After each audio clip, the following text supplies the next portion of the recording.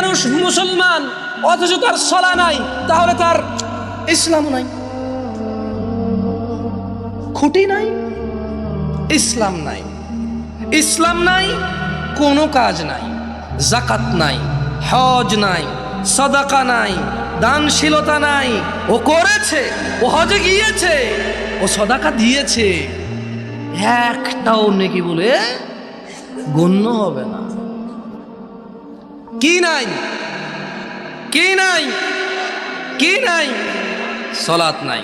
আমি বলি সালাত মানে এই খুঁটি না থাকলে, এই খুঁটি না থাকলে ওর ইসলাম নাই। ও মরে গেলে কোনো কাজে আসবে না, ওর ইসলাম খুঁটিবিহীন। আসলে ও মনে করে এটা ইসলাম।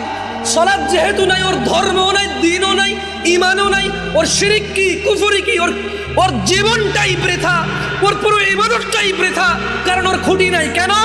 কারণ আবু হুরায়রা রাদিয়াল্লাহু আনহু, আবু হুরায়রা রাদিয়াল্লাহু আনহু থেকে বর্ণিত, তিনি বলেন, বোন আমার মনোযোগ দিয়ে শোনো, ভাই আমার, قال سمعت رسول الله صلى الله عليه وسلم, আবু হুরায়রা বলছে আমি আল্লাহর রাসূল সাল্লাল্লাহু আলাইহি ওয়াসাল্লামকে বলতে শুনেছি, ইন্না আউওয়ালা মা ইউহাসাবু বিহিল আবদু ইয়াউমাল কিয়ামাতি মিন আমালিহিস সালাহ।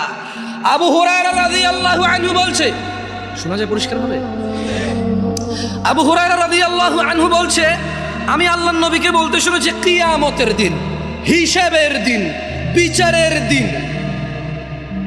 কিয়ামতের দিন, হিসাবের দিন, বিচারের দিন, আউয়ালা মা ইউহাসাবু বিহিল আবদ, একজন মানুষ আল্লাহর সামনে উপস্থিত হবে, অনেক কিছু নিয়ে, নেকি আর গুনাহ বহু কিছু তার থাকবে, কিন্তু আবু হুরায়রা বলছে যে আল্লাহর নবী বলছে যে কিয়ামতের দিন সবার আগে বান্দার হিসেব হবে নামাজের। সবার আগে হিসেব হবে কিসের?